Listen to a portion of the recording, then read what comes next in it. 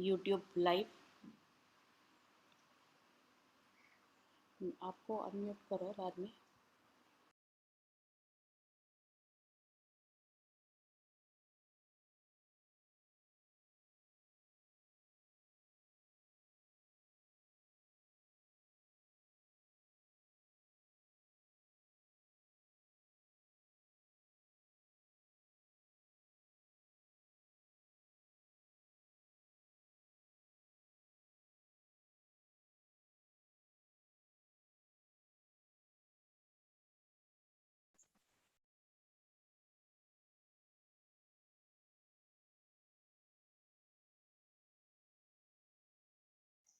मेरे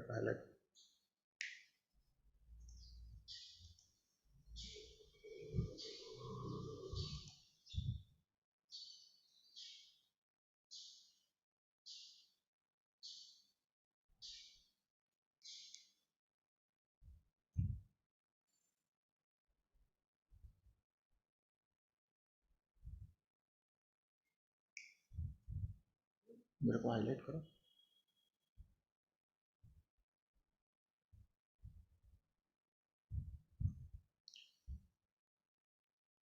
Good morning, namaste, and hearty welcome to all of you to this 14th meeting of the Freedom Movement Show. We meet every Sunday morning 10:30, and this is the 14th episode going on. And this is in continuation with yesterday's topic. Yesterday, 4th September, was the 104th birthday of our master Sri Dada Gavand, and yesterday evening we celebrated his birthday. So today's Freedom Movement Show, Freedom from Mind, is fully dedicated to our master Sri Dada Gavand. And today we are going to learn his philosophy of what he was talking about, the how to go beyond the mind. So his first book, after he went to USA in 1975, and in 77 this book came out, Beyond the Mind by Dada Gavand. And today's talk is fully inspired by the book. So we are going to learn typical Sri Dada Gavand's methodology of how to go beyond the mind. In his biography, which is available on the internet now, Intelligence Beyond Thought, first 13 chapters he describes about his own journey, the struggle, the enlightenment that happened, and absolutely amazing narration is there. First 13 chapters at one go probably you will read. Once you start, you can't stop that. It's so interesting. So how enlightenment happened to Sri Dada Gavand and how it can happen to everybody. So he developed the technology of enlightenment in his own way, through his own efforts, and he did not go by any traditional method. Of course, every method is mentioned in the scripture, there is nothing new, but his methodology, the way he tried out, was absolutely unique. So we are going to understand how to have the freedom from thought mind. Now, before we enter the subject, let us understand why should we have the freedom from thought mind. You see, uh, the human evolution of the body itself is evolved over million years, and mind has evolved. I had been watching since my birth time that in a village the life was so simple. First 13-14 years I was in village and the life was so simple, people were so simple. And you see, when I came to mega city Mumbai, and I see that the complexity is too much.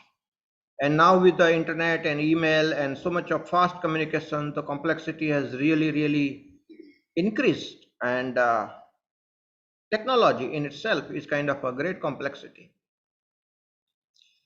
So, my dear friends, life is becoming complex. Mind has evolved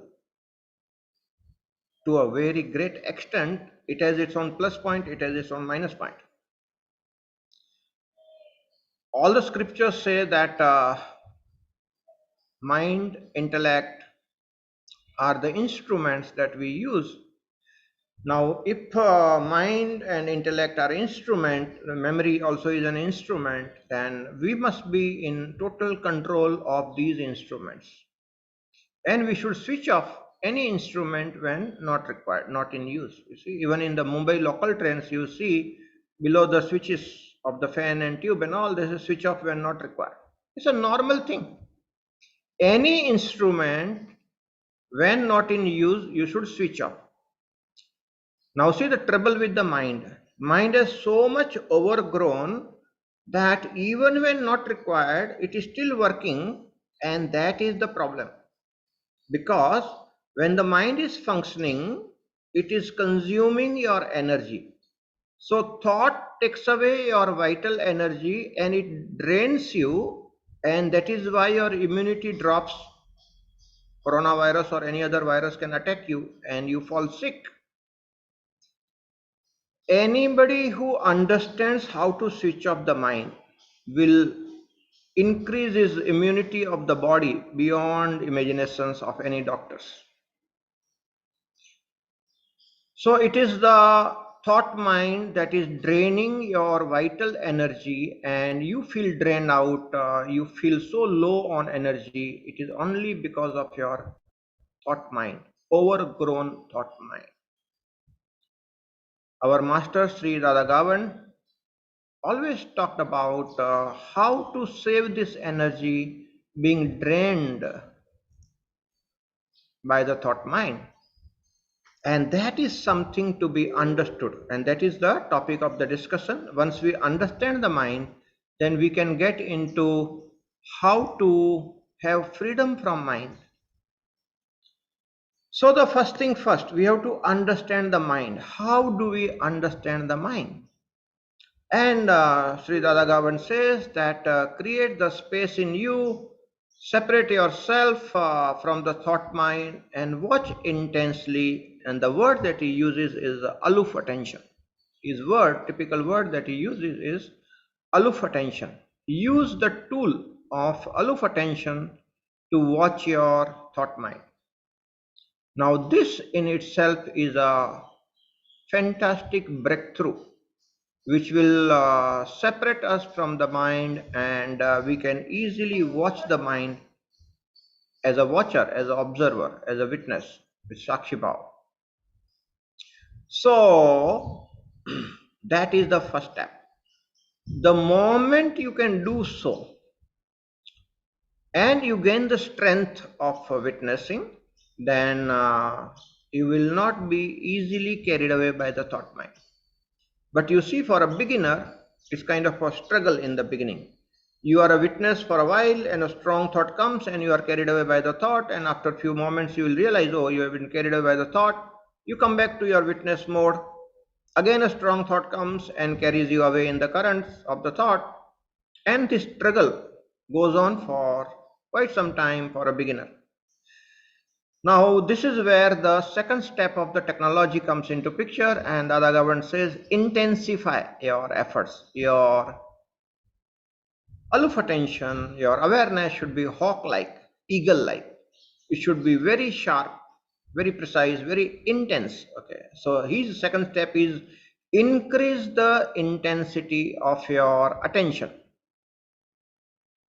More than Sakshi Bhav or awareness, pragya, these words, he is using the word aloof attention most of the time.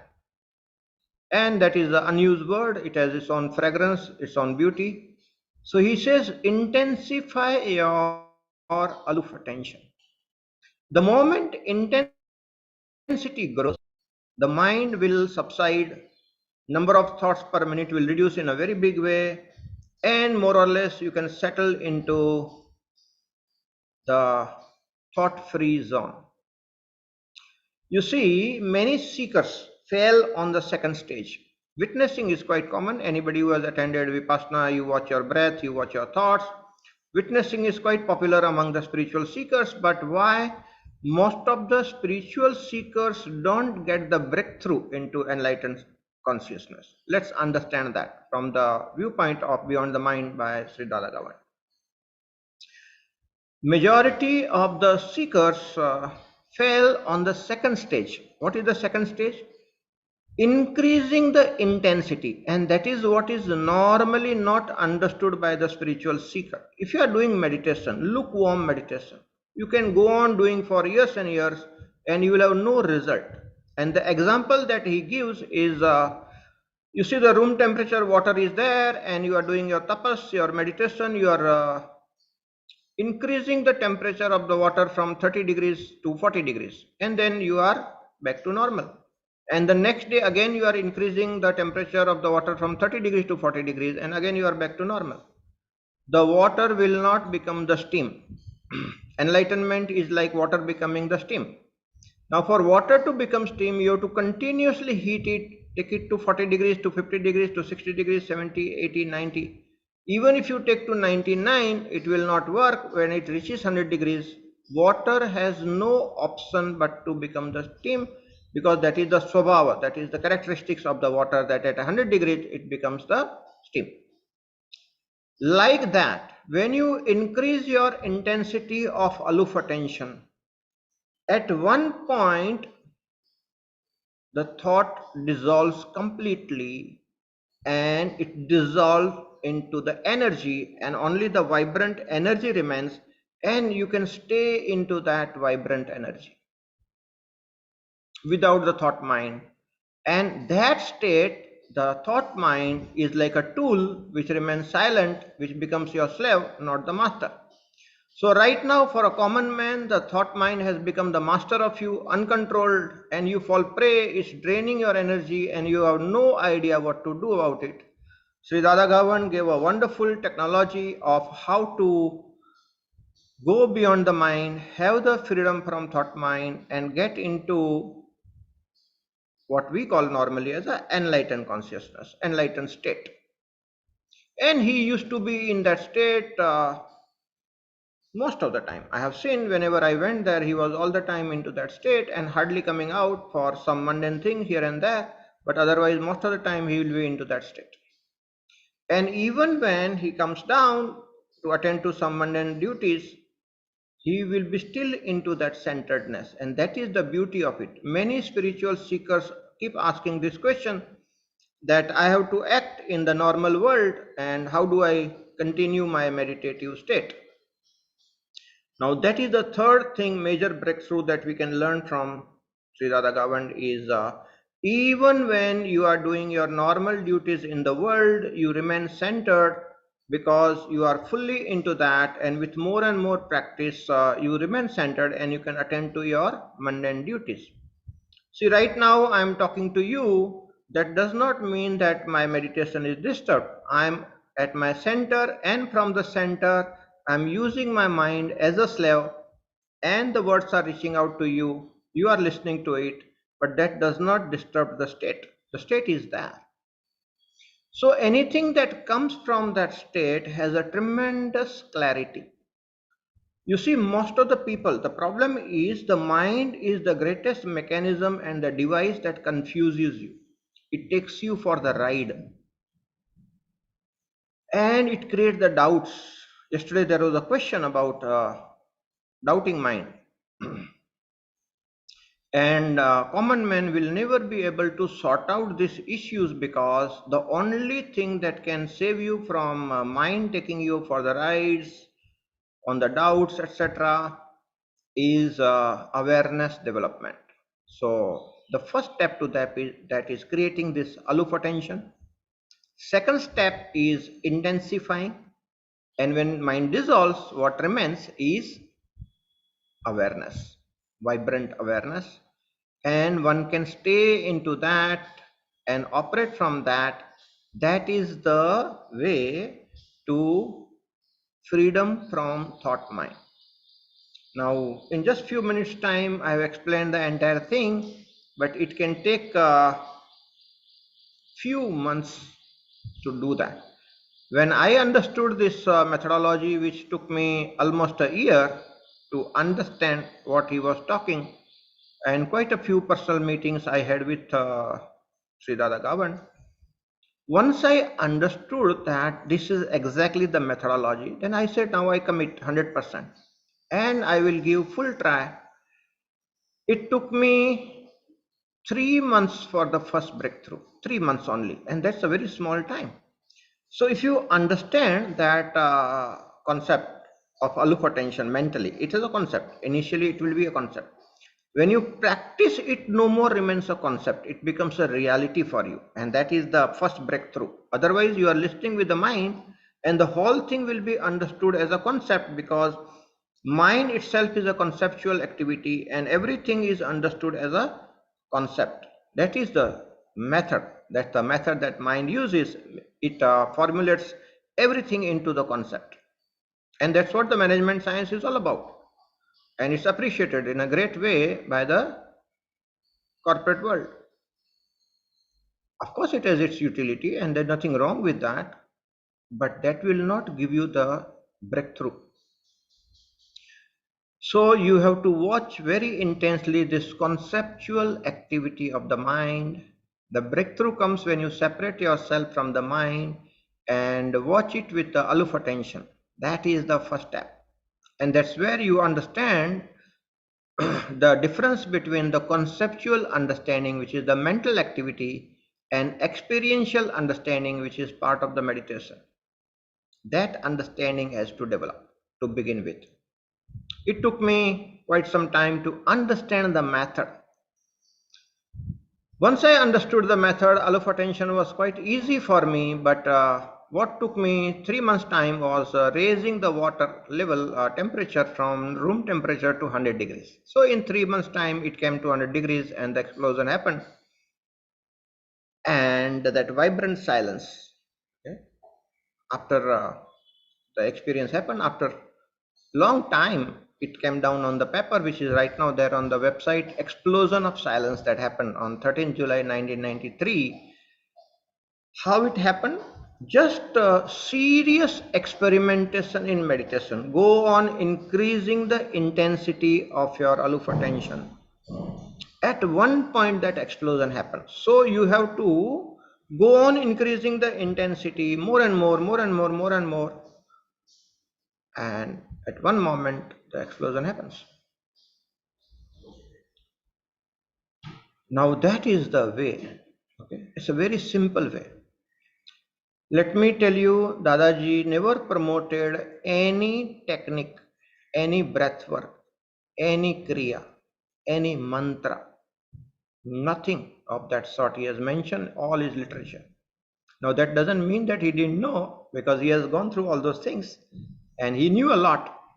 But he says that simply by watching your thought mind with aloof attention does the magic, the explosion of the mind happens and you enter that silent zone. And for sure, it happened to me in that way only. And that was the methodology I used. That time I had no Kriya Yoga with me. Kriya Yoga came to us from Bhavatar Babaji in year 2000. Kashmir Shaivism came much later.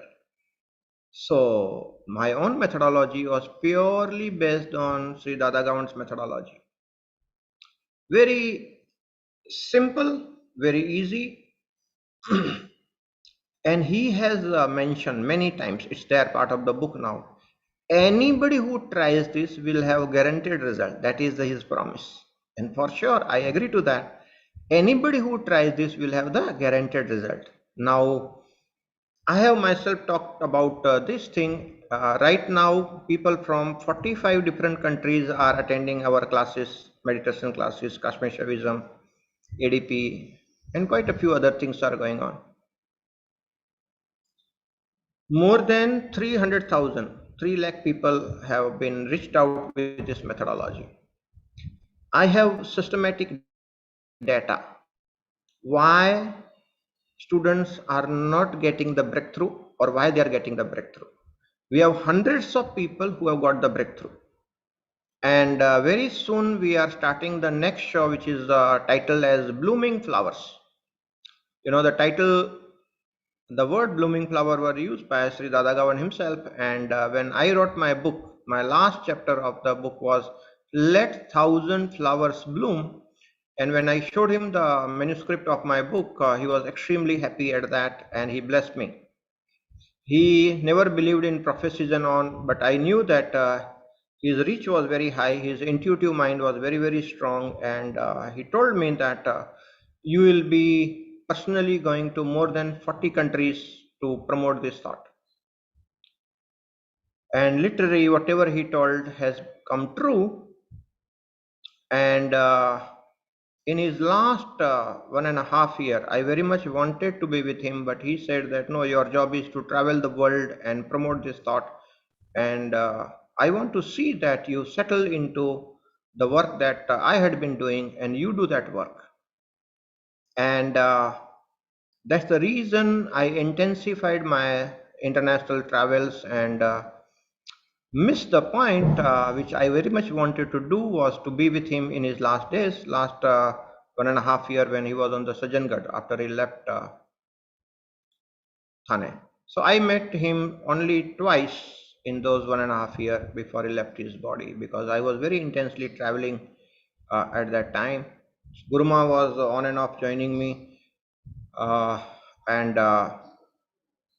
but we did meet him on his birthday, and he asked me how many countries because he had told me that you'll go to those many countries, and I said yes, I'd already gone to 10 countries at that time, and he was very happy. He said, "Continue, you have a lot more work to do." So that was on his birthday when we met him at Sajangad. And very lovingly, he blessed me. You keep on doing your work, you don't bother. Other people are here, so your job is to go out and talk about these things. And I had been faithfully doing it for all these years now. Today is part of it. I feel so immensely happy and grateful for my master that he struggled a lot to develop this technology, but I got it onto the silver platter. It was purely Guru Kripa. I did not put much efforts. Just by being with the master, I learned aloof attention. I didn't have to put any efforts for that. Just by being with him, in love with him, tuning with him, aloof attention happened. I was not able to understand one point, and that's why it took more than a year to understand how the breakthrough happened, and that was the intensity aspect. I said, I'm watching. I can only watch. What else can I do? How the intensity increases. That was one point which was not understood, and that's why my breakthrough was delayed by almost a year and a half. Otherwise, I would have got it earlier. I want to elaborate on that because many of you are not getting the breakthrough because you have not understood that gaining the intensity part.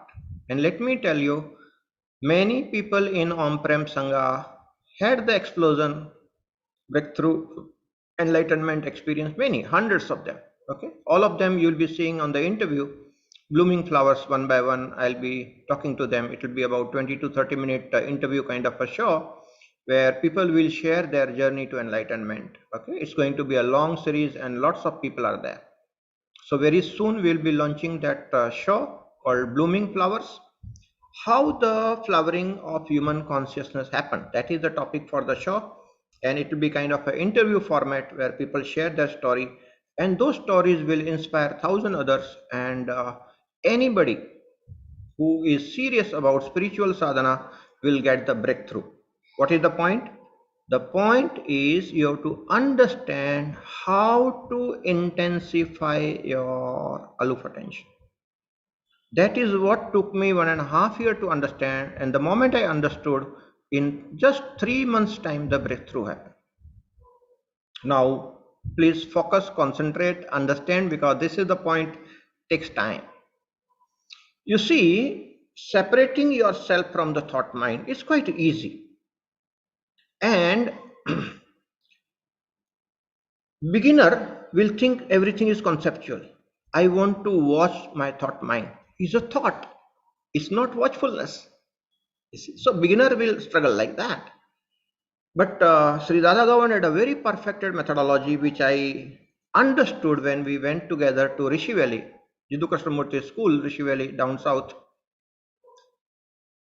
And there was a very brilliant young guy. Dadaji was giving a talk to the teachers of Rishi Valley, and I was assisting him. That time nobody else was there. Myself and Dada Gavand, we went to Rishi Valley, and there was another couple who organized our travel. So, very brilliant young teacher of Rishi Valley asked the question, Dadaji, how do I watch my mind? And I was very intensely watching how he answered that question. Because it happens. Okay, it's very simple. But he had a perfect answer to that. He says, initially you have a thought to watch the thought. And it is purely the mental activity. It is not watchfulness. It's just a thought of watchfulness. And he says the breakthrough will happen when you challenge that thought to watch two thoughts at a time. That is the methodology. Remember the sentence?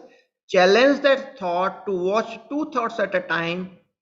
A thought cannot watch two thoughts at a time. In the whole struggle, the witness develops. Now, it's a kind of a challenge that you have to take inside your consciousness. And in that struggle of thought witnessing two thoughts, the genuine witness develops, and that's where the aloof attention starts. I'm sure for most of you, this is not a problem. All those who are doing meditation, it's very easy. The problem of why the breakthrough is not happening to million others, where it can happen to everybody, is the one point which is not understood by even the senior most seekers in our Sangha, is how to gain that intensity where you can take the waters boiling to the boiling point from 30 degrees to room temperature to the 100 degrees, which is the boiling point. And that is the journey which is normally not understood by the people. Now, how to do that? Let's go deep into that so that all of you get tremendous benefit from Dada Gavand's technology, and all of you attend that. He says Buddhahood is the birthright of everybody. Everybody can get enlightened. It's not a monopoly business. It is for everybody. But you have to understand the methodology and you have to do serious experimentation with meditation. Then the breakthrough happens. And let me tell you, this methodology is tried and tested by thousands now, and it's very, very safe. There are many other maps which are very unsafe. Do you know in Kriya Yoga we have Khichri Mudra.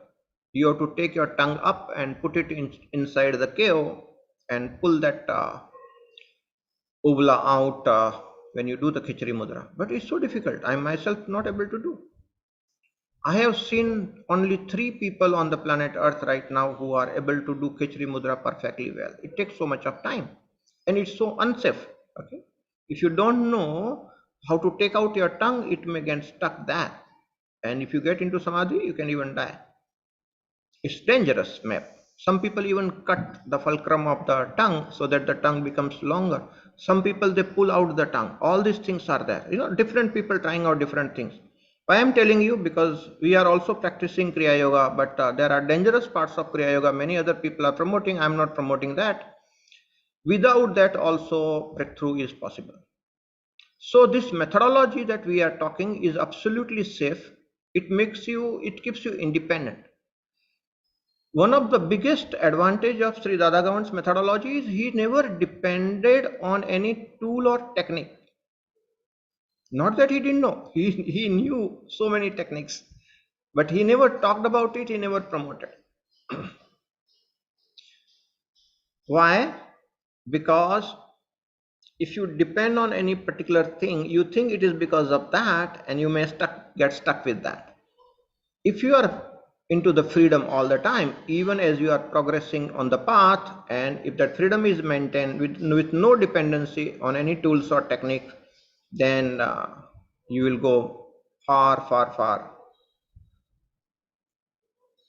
into the great depths of it. And that's the beauty of his methodology. So get into the aloof attention and increase the intensity by remaining into the aloof watchfulness. Watch your thoughts initially. That is the way. But the intensity will come when you learn to watch the gap between the thoughts. Let's elaborate this point so very systematically you understand the methodology. You see, you want to cross the road, say very heavy traffic road of Mumbai, you want to cross from one side to another side, and you see the vehicles are going. So you are watching the vehicle. That's what you do normally. It's called watching the thoughts. You are watching the vehicle. But you see, if you are watching the vehicle, you will not be able to cross the road. To cross the road, you should find the gap between the two vehicles. And when the gap is slightly longer, you can run across and go to the other. That is the only way. On the crowded road, otherwise it doesn't become possible to cross the road. I'm just using the analogy.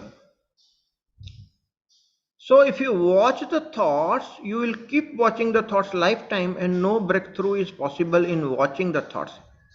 Let me tell you, many spiritual masters have glamorized watchfulness, witnessing, sakshi bhav, watching the thoughts in a very big way, and millions of seekers on the planet Earth are stuck with what is called watching the thoughts, and there is no breakthrough possible, my dear friends, because you are watching the vehicles. How will you cross the road?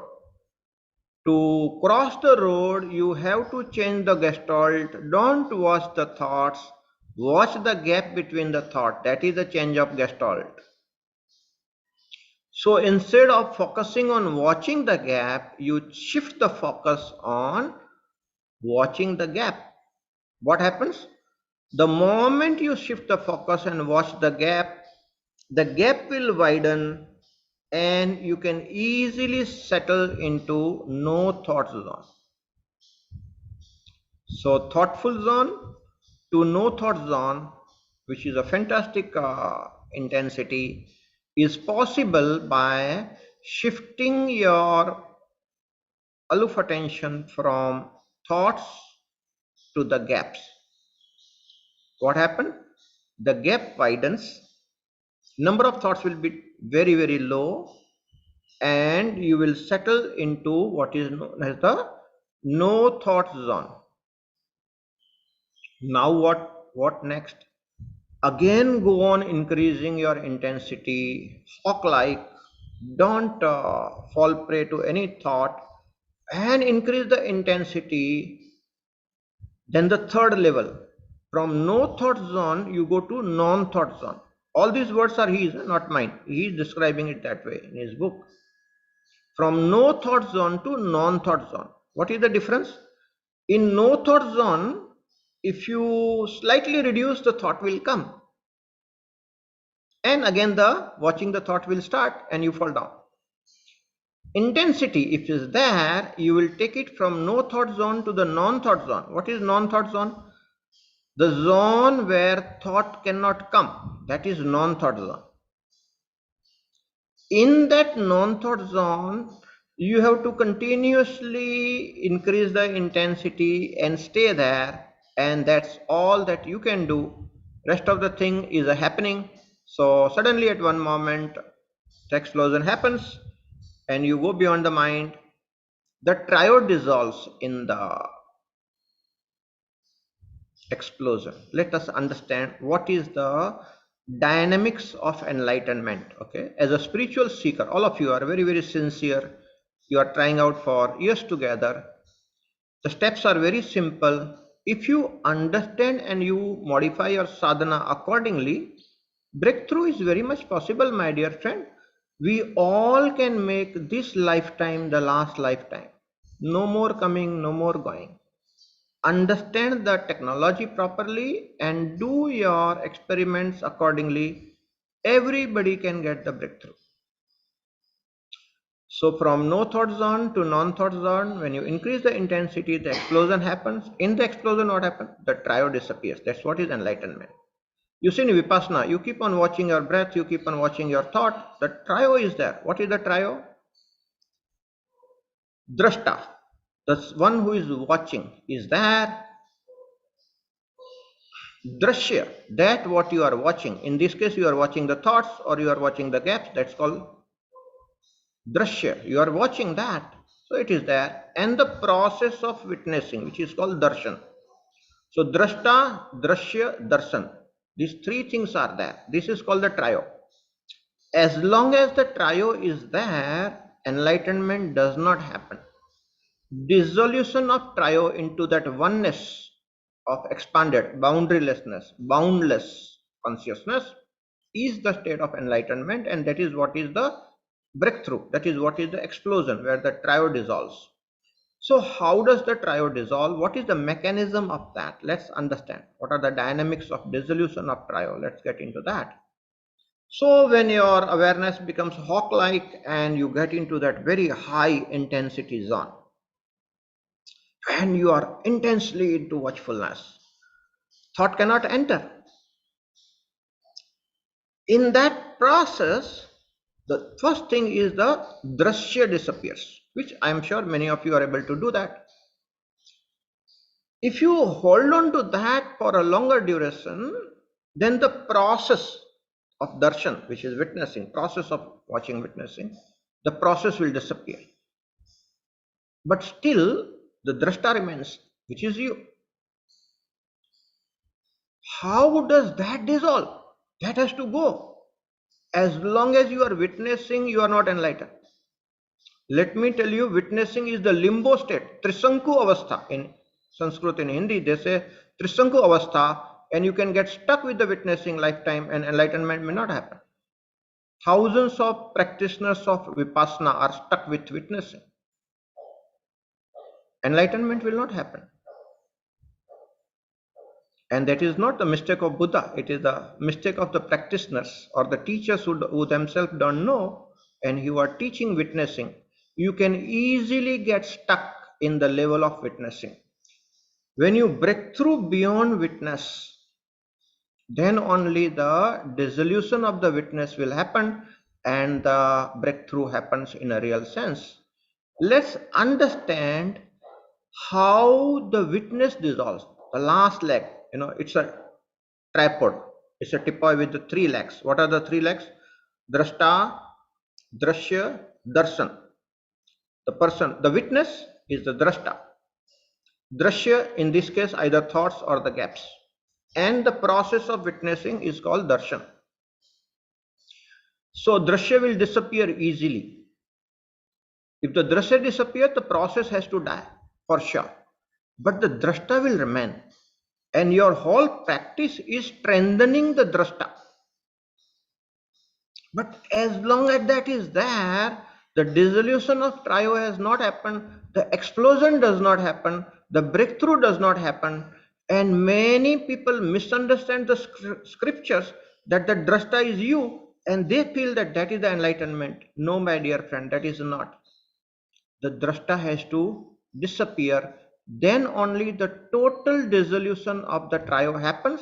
In that, individuality get transformed into universality, where you feel that boundlessness, boundarylessness, one with the universe. That is the state of enlightenment. So there is a small trick there. What Dadaji says, that you stay into that and leave it like that, and it happens naturally, for sure. It took him 5 to 6 months time. That's what he has described in his book. 5 to 6 month time he was there in that small hut on the Sajangarh, and 5 to 6 month time he was doing only this thing, what we described in last half an hour. He was doing only that, and the explosion happened and that universality dawned on him. And he did not stop there. Let me tell you, after that, for almost 14-15 years, he was in that region, Vilar, Panchgani, Mahabaleshwar, that region. We have all explored all his spots there. And he was meditating, going deeper and deeper, deeper and deeper, and strengthening his field. I had asked this question to him, Dadaji, you got enlightened in 6 months time. What had you been doing for 14-15 years after that? Enlightenment happened, then why do you need to do that? He said, no. The hide and seek game happens, you can fall down again, and you have to strengthen your field. And he said, I had been strengthening the field, and even now when I asked the question, he said, I'm still strengthening the field. And he said, eternal vigilance is the price of freedom. Eternal vigilance. He says you have to be into that vigilance state all the time, And that is the price that you need to pay for the freedom. Otherwise, the freedom is lost. Mind can come back any moment.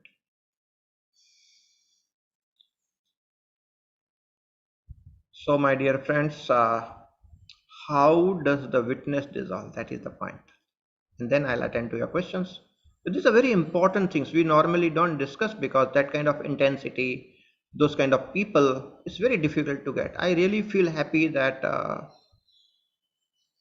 after meeting more than 300,000 people in 40 different countries, now the real good quality people are coming to Prem Sangha, and so many people got enlightenment because of this methodology that we are teaching.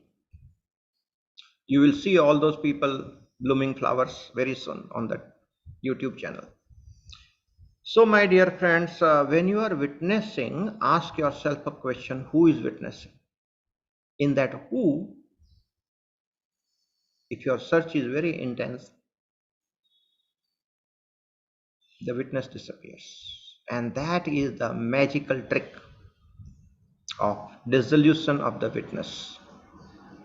In Kashmir Shaivism, what we say is Pramatri, one step ahead. When you go, that's where the dissolution happens. Not at the level of witness. You will not get the breakthrough.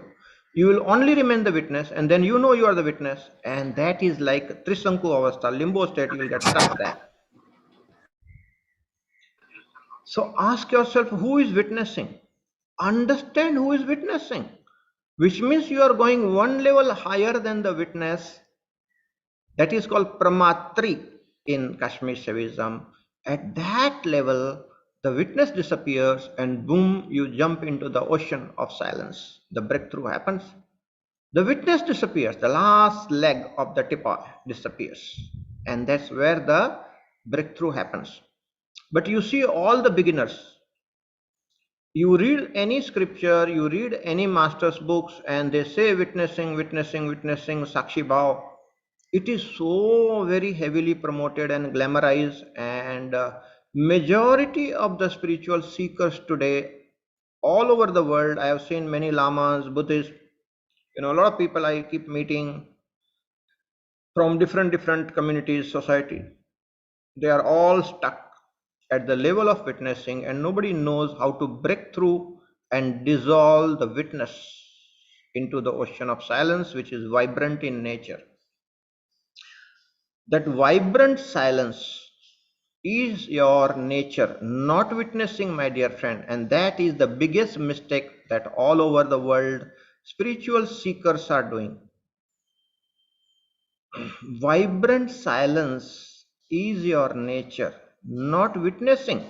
Witnessing is the skill, it is the capacity that you have, which is tool for sadhana. It is not you. You are that vibrant silence, and this understanding took me 1.5 years to understand this. And after that, 3 months of serious experimentation, and the breakthrough happened. All of you who are listening, this is getting recorded on the YouTube. Recordings will be available on the YouTube. Maybe you can listen to it few times more until you understand everything step by step, because your mind cannot grasp what we are discussing right now. It's not the mental concept. Only when you will experiment with it that you will understand each and every step of it, and you will need to see this video few times to gain the intensity. And once you gain the intensity, the drashya will disappear first, then the darshan, which is the process, and the last thing, when you ask the question, who is watching this? With that, the drashta will disappear and the enlightenment happens. You get absorbed into the ocean of vibrant silence. That is real you. You are not the drashta, you are that vibrant silence, ocean, oneness. Okay, that's what is consciousness. In English, we use the word consciousness. All right. So that's all about the grace of the master. Now we have some more time. Whatever the questions have come, we'll look into the questions. And if you have any other question right now, those who are attending live, On Zoom, you can put your question into the chat box, I'll answer. And those who are watching live on YouTube, you can post your question into the chat and I'll come to that also and answer your questions live. Okay? This is a live show. It's in the question answer. But keep your microphone muted because otherwise it create the disturbance. Please post your questions in the chat box. All right. So the Zoom chat box, let me see. Vatsala Subramani, the first question is, isn't the mind the instrument to progress spiritually? Not at all. Mind is the biggest hurdle to progress in the spirituality, and you have to go for the freedom from the mind. Mind is an instrument that allows you to earn, to do few little things, social skills, communication, other things. Okay, so it's for the survival. But mind in itself is a hindrance to your spiritual progress. You will not understand your spirit. When we say spiritual, it has the word spirit, which is Atman. Self-realization is the experience of that Atman, and the mind is the biggest hurdle in your experiencing of the spirit. So it's not for progressing spiritually. In fact, it is the biggest hurdle in the spirituality. That is why today's title, Freedom from Mind. That is what is the genuine spiritual breakthrough.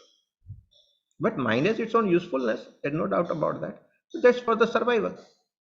Okay, the next question is from Roma Biswas. As long as we are in this body, can we really be completely free from the thought mind? Oh yes, absolutely. I have been sitting with Dada Gavand for hours together, absolutely free of thought mind. And even today, I have the capacity. Okay, I get into the mood for a few hours, I'm free from the thought mind. It's very much possible. And if you feel that, when you are high intensity, you are meditating all alone, you are free from the thought mind. But when you come down, say right now I'm talking to you, there's another level of freedom from thought mind. Right now, I'm using my mind as a slave. Of course, I'm using the mind, otherwise, how can I talk to you? But you see, it's my awareness which is using the mechanism of the mind, thoughts, memory, talking as a slave. It is fully in my control.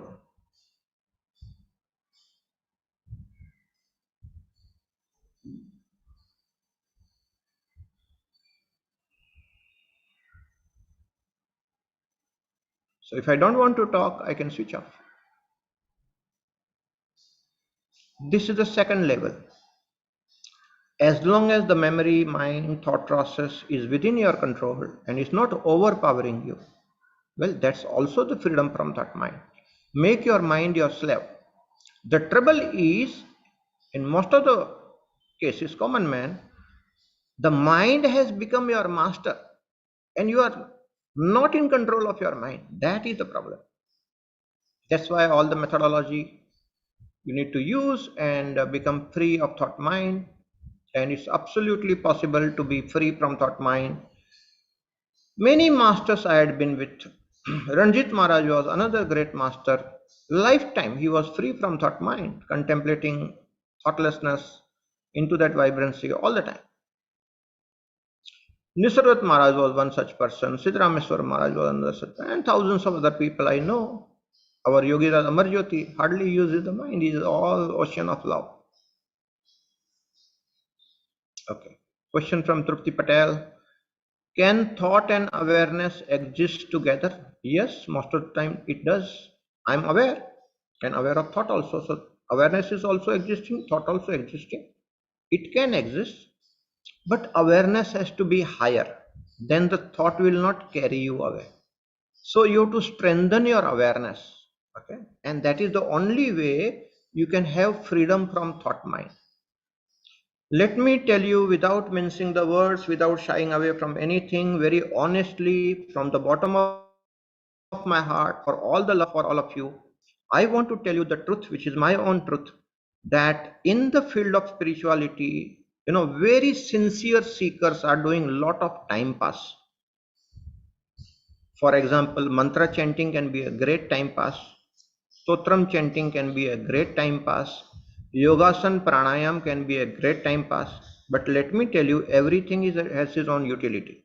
If you do yogasan pranayam, you will maintain your suppleness of the body and healthy mind. Mantra chanting will help you to control your mind. Stotram chanting has its own energy. It will make you silence at the end. See, if you chant Lalita Sahasranama in a rhythm, proper rhythm, okay, and we have a group who does the chanting, amazing energy is created by the chanting. It takes about roughly 45 minutes to 50 minutes, and if it is chanted very well in the rhythmic manner, you do feel the energy of the chanting, and then if you meditate you become silent. Okay, your mind activity of chanting in a way will create that energy and you become silent. Knowing the utility, I'm still telling you it is a time pass. You know why? If you are a serious spiritual seeker, advanced seeker, genuinely, if you are opting for enlightenment, all these things are time pass. Don't fall prey to these practices.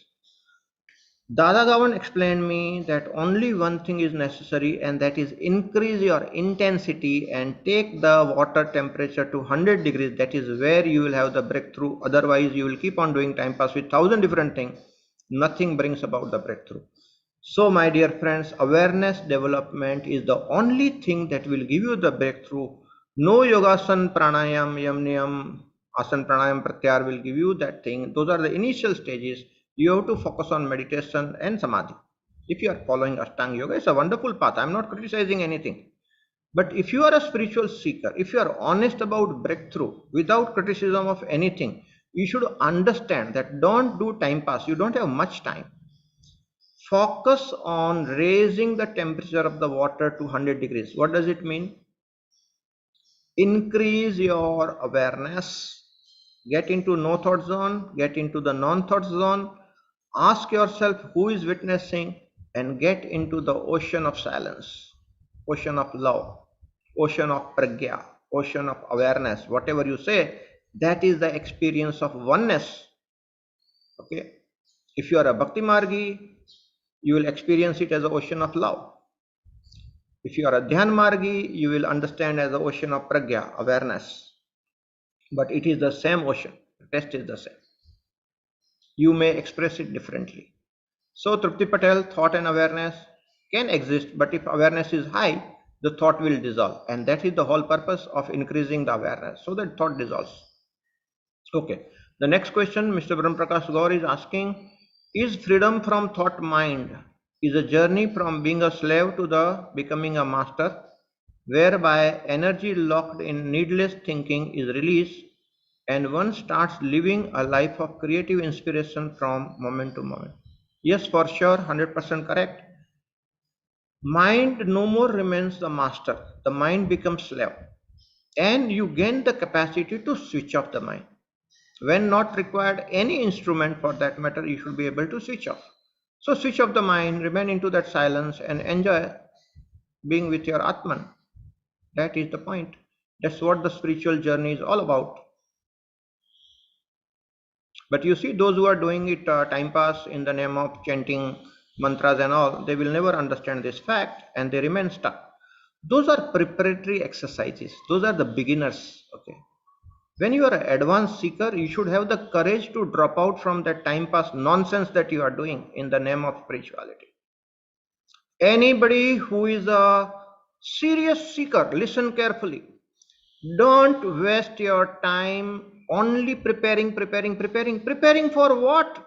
What had you been preparing all your lifetime? Your life is gone. How much time you have? You'll be born again. Punarapi jananam, punarapi maranam, punarapi janani jatare sanam. How long will you stretch this journey?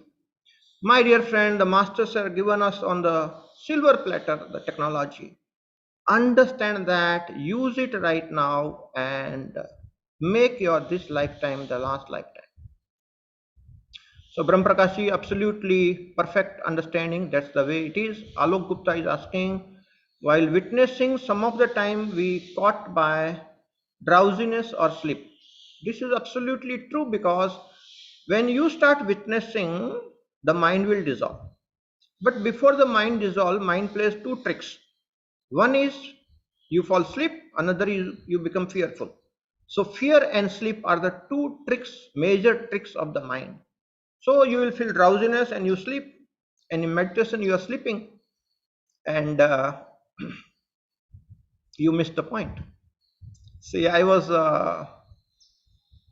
having a friend who also was introduced to Dadaji, and then he introduced me to his organization. I don't want to name the organization, but people will get up early morning, 3 o'clock, and by 3:30 they will gather in a prayer room and they will focus on some kind of light and meditate.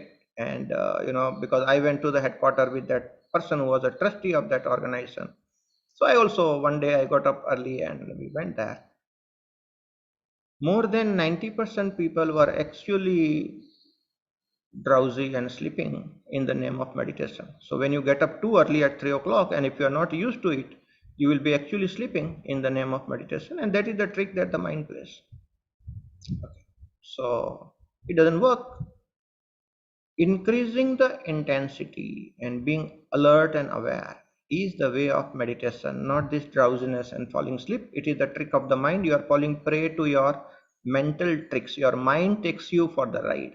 So fear and sleep are the two major ways by which your mind takes you for the ride. Be careful. Don't fall prey to that. Maheshwar Reddy is asking, can we still be in complete silence and do our world activity? Oh yes, absolutely true. You see, let me share some of the things which I did not share yesterday. Traveling with Dadaji was a great, beautiful experience for me. Now this Maheshwar Reddy is asking, can we do the activity and be silent? Absolutely true. You see, we were returning back from some journey we had gone, maybe it was Rishi Valley or so, and on the way back, I was driving him to Yavur. So I asked him, is it possible to do mundane activity like driving into that expanded zone? And he said, yes, why not? You can do every activity much better in your awareness than what you use your mind. And I was driving and the 100% the expansion was happening. I was into that oneness, what you say, ocean of silence, ocean of awareness, ocean of pragya, ocean of love, whatever word you use, into that oneness. I was driving, negotiating all the curves up the hill on Yavur. My awareness was high. The driving was perfect. And until we reached his cottage, and he asked, possible? I said, absolutely possible. In fact, much better possible. So, my dear friends, if you learn to develop your awareness, you can work with your awareness much better than you work with your mind. Because when you are working with your mind itself is creating friction. It is a problematic, it's a virus, it's not the software. The mind is the virus, not the software. The software is free of the virus. So when your awareness is free of the mind and you start using your awareness for your activity, like how I'm using my awareness for talking right now, this is a far superior software which is free of the virus of the mind. So, Mr. Maheshwar Reddy, yes, worldly activities are possible in complete silence and much better. Nirupama Das is asking aloof attention and loving attention, how they differ and which one to follow. Nirupama Das, Dadaji has always used, Nirupam Das, yes, Nirupam Das, Dadaji used the word aloof attention. Loving attention word came to me on one early morning, 4 o'clock, when Mahavatar Babaji appeared to me when I was conducting my classes in Bengaluru and I was sleeping in Hotel Parag.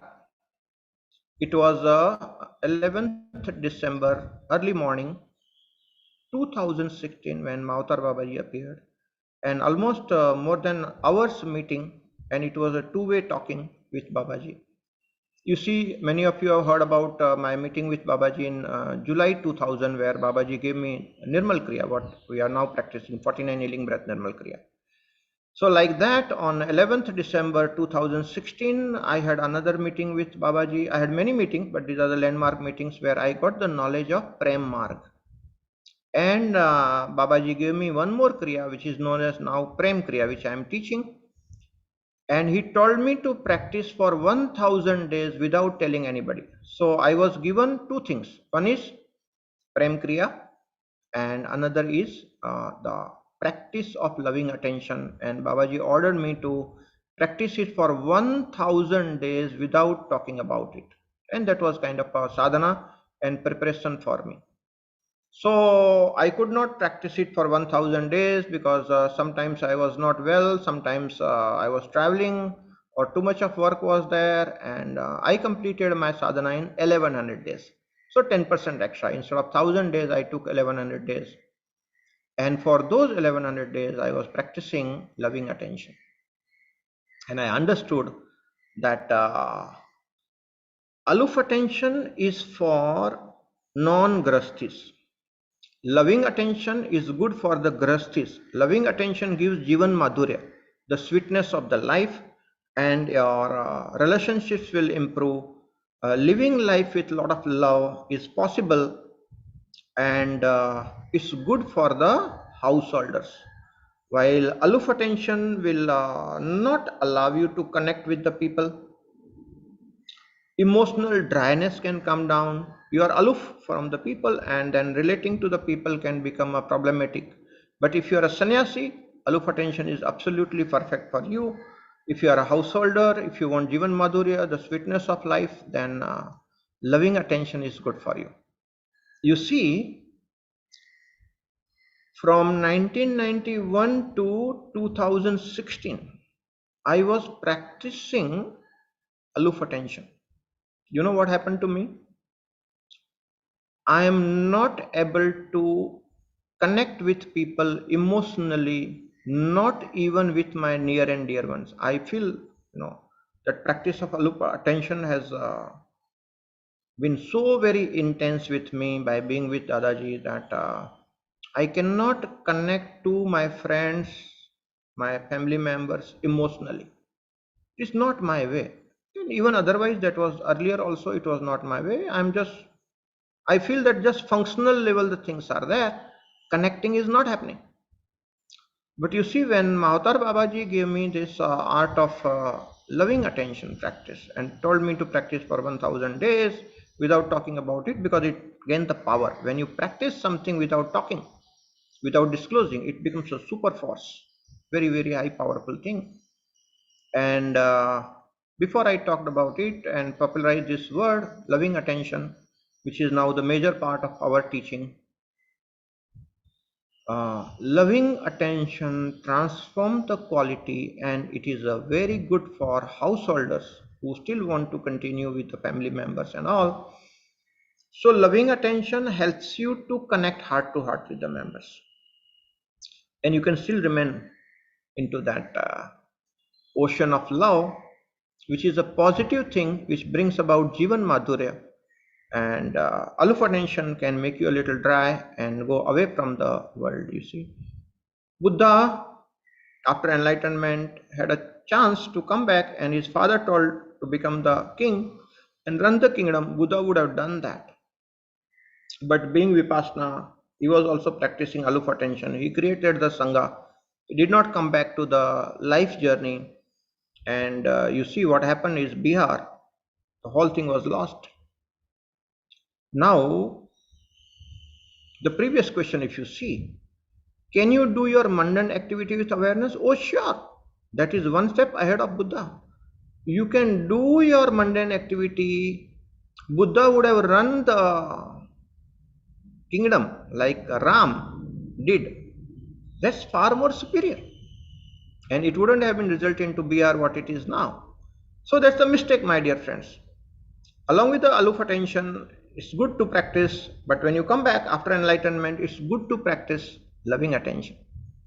In loving attention, you can do mundane activities also, and you can connect to the people Enlightenment doesn't go away, but you can use your mind with a lot of love, connect to the people, and can contribute to many other people. So both have their own place. Dadaji never talked about loving attention. Dadaji talked only about aloof attention.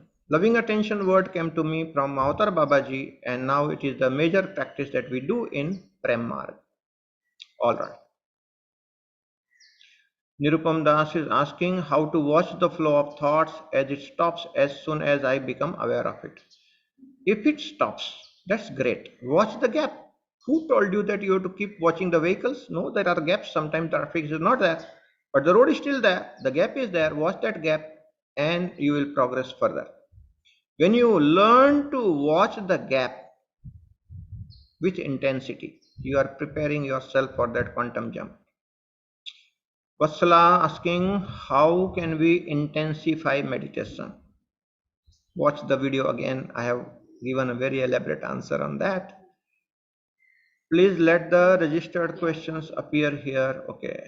Ramdas ji asking, is there a difference in practice or method to be free of thought mind in the marketplace as compared to the place of seclusion? Yes, for sure. Ramdas ji, aloof attention is a method of seclusion. Dadaji went away from home. Understand this. So aloof attention is a method of seclusion. Buddha also went away. You see? And there are many other spiritual masters who, for the spiritual sadhana, they cut off with the world. They went away into the seclusion. So for sure, Dada Gavand did not want to come back. He came back, met his mother, settled the whole thing, again went back. It is a method of seclusion for sure. And let me tell you, I'm comfortable with both the methods because I have lived that way also and I have lived this way also. And I'm okay with both. And there's no criticism of anything. There are some people who are sannyasi minded, they want to be in seclusion and they want to get their liberation that way. And that's perfectly fine. Sannyasi is a great tradition of India. There's nothing wrong with that. But you see, 99.9% people are householders. They want to continue with their job, business, live life with dignity, not with a begging ball. They don't like that. 99.9% people, they don't like lifestyle of begging ball. They want to earn with the dignity, continue with their job, their business, their family life, and they are still seeking enlightenment. So the method of loving attention for sure is for householders. So methods are different. Follow aloof attention if you are a sannyasi. Follow loving attention if you are a householder. Methods are different, yes. Approach is different. Of course, when it happens, it is the same thing. On the YouTube, the question has come by Dr. Kalpana Karya. In the Bhagavad Gita, Lord Krishna says, mind can be your best friend and can also be your worst enemy. Please highlight on this. If you are in control of your mind, mind has evolved. It is because of the mind that we are known as men.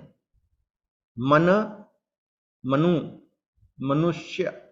You see, why we are Manushya, why we are men, human beings, is because of the man. The mind has developed, and that developed mind is definitely helping us to develop technology, develop so many things. All the development is happening because the mind is developed. In animals, the mind is not developed. So developed mind is useful in a certain way, make your life comfortable.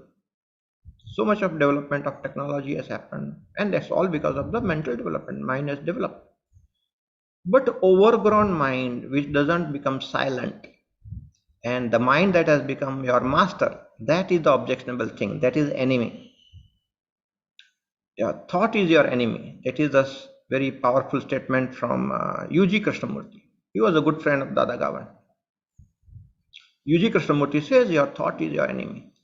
So he's operating from that level, that your thought has become a master, doesn't allow you to switch off the mind, and you fall prey to your mind. It drains your energy and you cannot get enlightened. That's why it is enemy. So your thought is friend if it is in your control, it is enemy if it is your master. Okay, one more question on YouTube has come. Vikrant Tikone is asking, can one directly go to last stage of asking who is observing? No, you cannot. It's like you have to go to the first standard, then second standard, and complete your 10th standard and 12th standard, and then you'll be graduate, then you'll be postgraduate, and then PhD. But some people who have completed their post graduation in their last birth, listen carefully. Those people who have completed their post graduation in spirituality, in sadhana, in the last birth, they are almost ready and on the last stage. Those people, yes, can. Ask yourself who is witnessing, and boom, you are out. Possible. Anything is possible.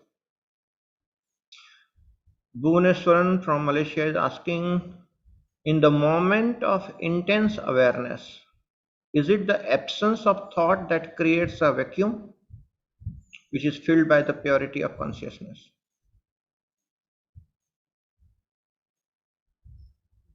Yes, but little different. Let me explain what it is. With the intense watchfulness, the thought dissolves. So that's only the void. Don't misunderstand that void. In fact, it's a trap. The void is a trap. Many practitioners of Vipassana get trapped in the void. It is a trap, it has to be avoided. It's not the void that is important. How much you are able to increase the intensity of your awareness, and in the next stage you will convert that into the vibrant silence. That is real you, and that is the breakthrough.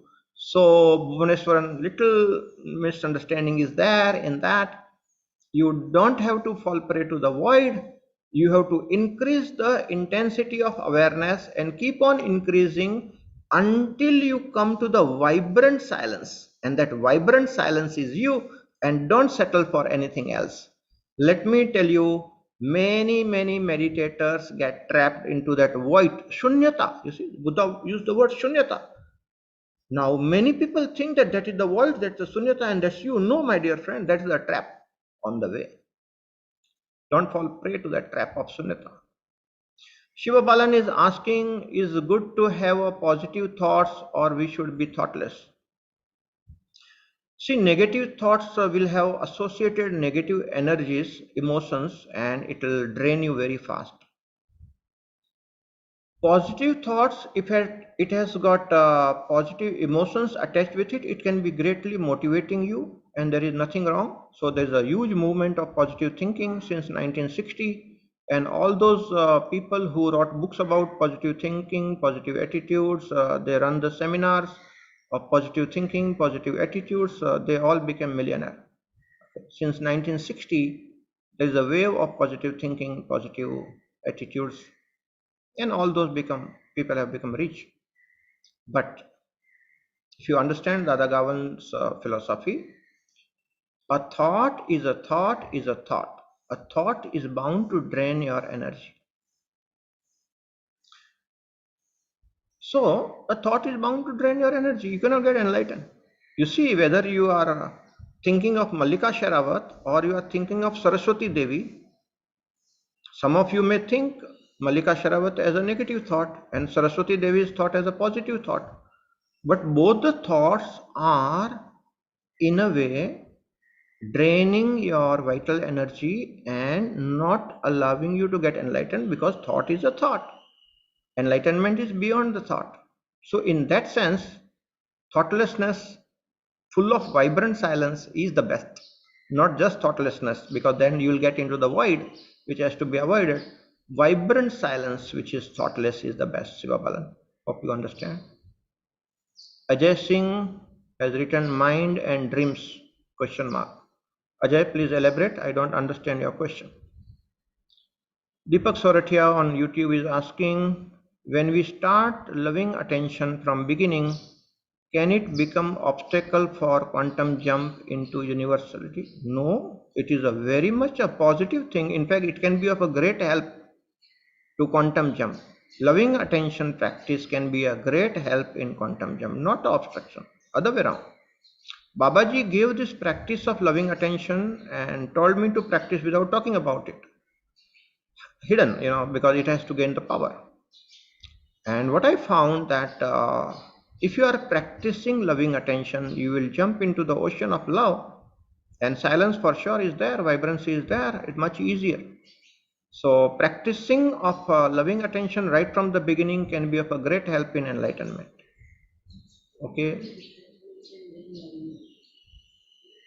But you see, when you say loving attention, you can misinterpret this word loving attention. Attention means you are detached, understand that.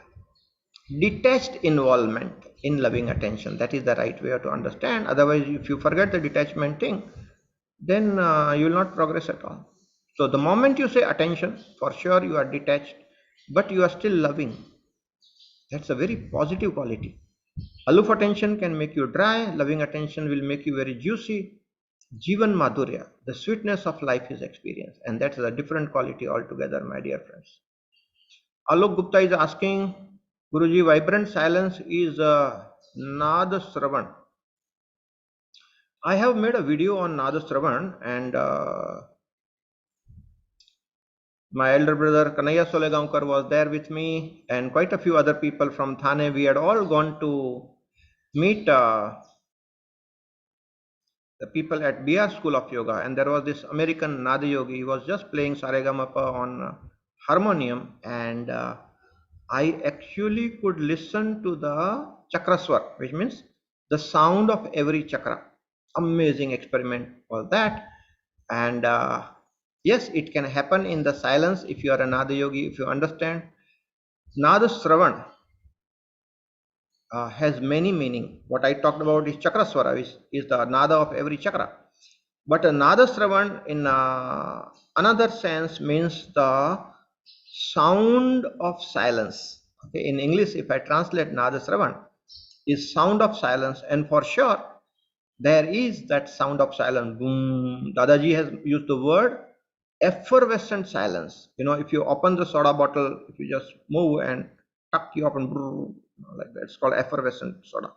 So that silence is like effervescent, and that is the sound of that silence, and that is what is the Nadasravan. So yes, for sure, Nadasravan is a reality. Vidya Vai is asking, when there is nothing to watch, on what to focus to remain in that vibrant silence for long. Vidya, it is the focusing which is a problem. You see, we have all learned to focus, focus, focus. That's true for producing the result. We need to focus on the thing at hand. But when you focus on watching the thoughts will dissolve. Then you focus on to watching the gap, and you get rooted into the gap, and it results into the vibrant silence. So the focus has to shift. If at all you use the language of the focus, then shift your focus from thoughts to the gap, get rooted into the gap, and that gap widens, and in that gap only, if you increase the intensity further, it will become the ocean of vibrant effervescent silence, and that's what is enlightened state. Is freedom from mind same as freedom from karma? Yes and no, both. You see, when you are fully alert and aware, your karma gets converted into kriya, and it does not leave the residue. So you come out of law of karma completely with full when you operate with awareness. Why? Awareness is the quality that converts karma into kriya. What is the difference between karma and kriya? Karma will have reaction. Kriya is finished, no reaction, no sanchit karma, nothing. So awareness has that quality to convert karma into kriya, and you can jump out of the law of karma in a very big way. But the law of karma is applicable on the body. As long as the body is there, 80-20 rule is applicable. But 80% you can come out of law of karma if you operate full of awareness. That is the beauty of it. So if you operate without the mind, you operate with full of awareness, and you do your activities, you convert karma into kriya, and in that thoughtless state, full of awareness, full of vibrancy, you can drop out from the law of karma, and you live in a totally different dimension. That is how the masters live. So that answers all your questions. Thank you very much.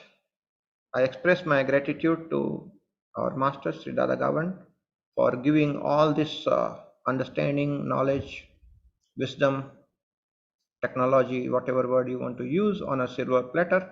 He struggled a lot, but I got everything on the silver platter, and it was so easy for me to cross the ocean of samsara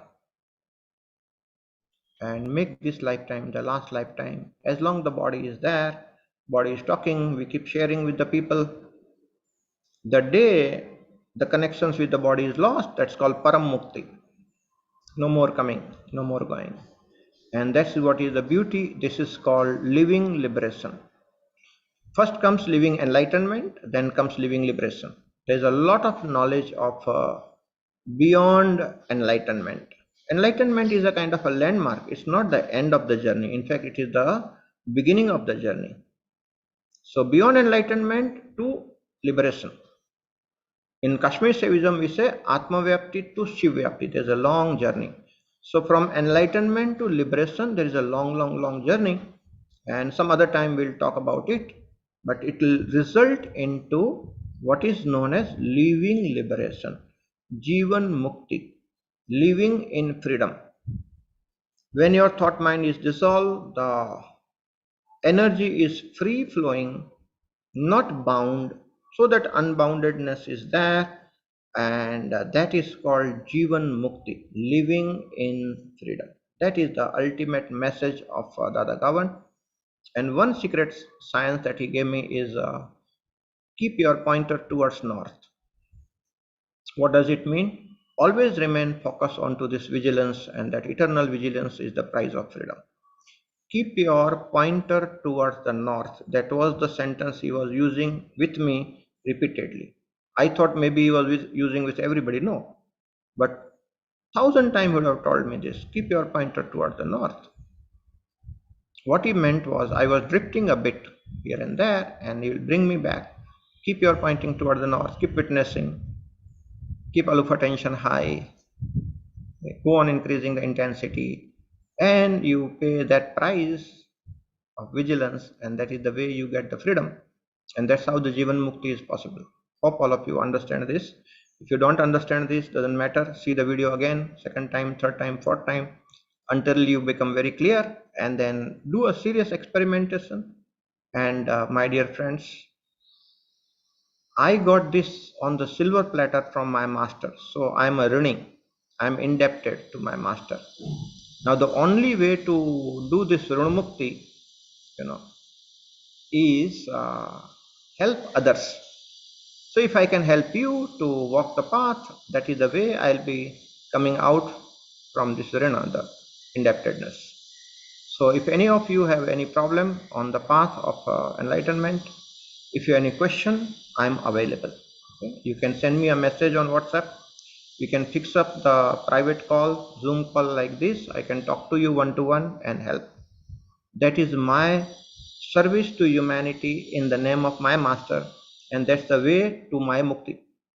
Because when I get everything so much on the silver platter, it's my duty, it's my way to do Run Mukti by helping people, and I'm available. Any of you have any serious questions, please post your questions on the WhatsApp. Then I will send you the Zoom link, we'll talk it over and answer your questions if you are facing any specific issue on the path of spirituality. Hope that way we all can learn and grow together. Thank you very much for attending this Freedom Movement show. We'll see you again next Sunday, 10:30 IST on YouTube Live and Zoom. Until then, bye-bye. Take care of yourself. Thank you very much.